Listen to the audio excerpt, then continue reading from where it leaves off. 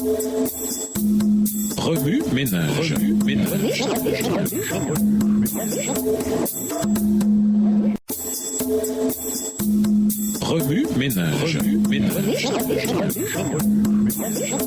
Bienvenue dans votre émission. Remue ménage. Nous voilà à la leçon de lundi. Interprétée. Mort à quelle loi? Romains 7, le verset 4 dit que le croyant à la nouvelle alliance est mort à l'égard de la loi, pour appartenir maintenant à un autre. On dirait que la loi est ici l'alliance du Sinaï et non quelque chose d'expérientiel, n'est-ce pas? Quel éclairage supplémentaire les Écritures pourraient-elles apporter à ce sujet? Dans Romains, les chapitres 6 à 8, Paul évalue la loi de l'alliance du Sinaï et révèle explicitement ce à quoi nous devons mourir. Notez que dans Romains 7, verset 7, il dit « La loi m'a fait connaître ce qu'est le péché » et cite ensuite le 10e commandement. Dans Romains 7, verset 12 à 14, il dit « La loi elle-même est sainte et le commandement est saint, juste et bon » et dans Romains 7, verset 22-25, en tant qu'apôtre chrétien, il affirme « Je prends plaisir à la loi de Dieu et je suis au service de la loi de Dieu, ce qu'il ne pourrait pas faire s'il vivait encore selon la chair. » Romains 8, verset 8. Ici, il n'y a pas d'impulsion négative envers la loi de Dieu, qui comprend les 10 commandements. Paul a-t-il vraiment enseigné que les chrétiens doivent mourir à cette loi sainte et spirituelle? Dans Romains chapitre 6, il identifie explicitement ce à quoi le chrétien est appelé à mourir. Dans Romains 6, verset 2, il se compte parmi ceux qui sont morts au péché. Dans Romains 6, les versets 6, 8 et 10, il dit que le croyant baptisé a été mis à mort avec le Christ sur la croix, est mort avec le Christ au péché. Dans Romains 6, verset 11, il lance un appel. Considérez-vous comme mort au péché. Il continue à lancer ses appels dans d'autres lettres. Voir Éphésiens 4, les versets 22 à 24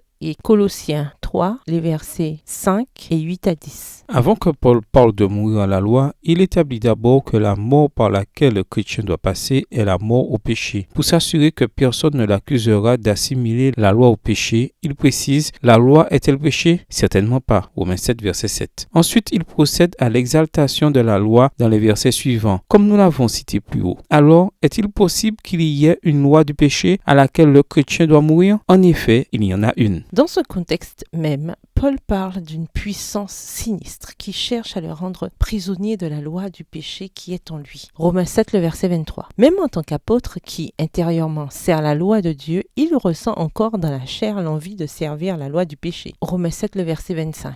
Dans les 2 versets suivants, il loue Dieu de ce que même si le combat spirituel intérieur persiste encore, maintenant donc il n'y a plus de condamnation pour ceux qui sont unis à Jésus-Christ. Car la loi de l'Esprit Saint qui donne la vie par Jésus-Christ m'a libéré de la loi du péché et de la mort. Romains 8, les versets 1 et 2. Dès lors, cela commence à avoir du sens. Dans Romains 7, versets 1 à 6, Paul ne met pas en opposition la nouvelle alliance historique et l'alliance du Sinaï. Il met en opposition une vie convertie et sauvée, une expérience de la nouvelle alliance, avec une vie non convertie et perdue, une expérience de l'ancienne alliance. Dans Romains 7, versets 1 à 6, Paul dit qu'avant votre conversion, vous n'étiez pas mariés au Christ. Vous étiez captifs non par la loi que Dieu a donnée à son peuple au Sinaï, mais par la loi du péché et par la chair qui suscitait en vous des désirs mauvais et que par conséquent vous produisiez ce qui mène à la mort. Même votre religion était extérieure, selon la lettre, seulement dissimulant une foule de mauvaises passions qui se cachaient en vous. C'est la loi du péché qui régnait, Romains 7, versets 14 à 25,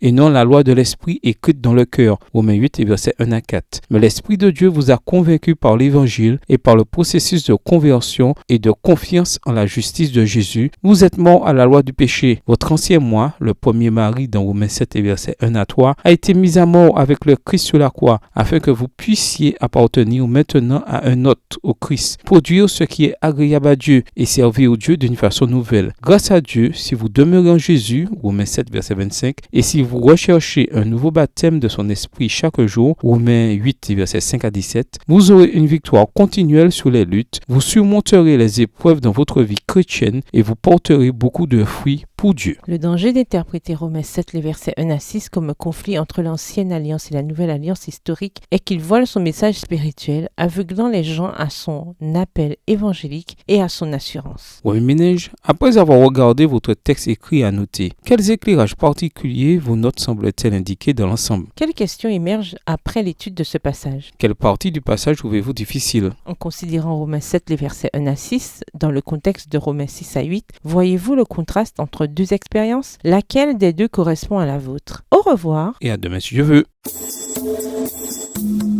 Remue ménage.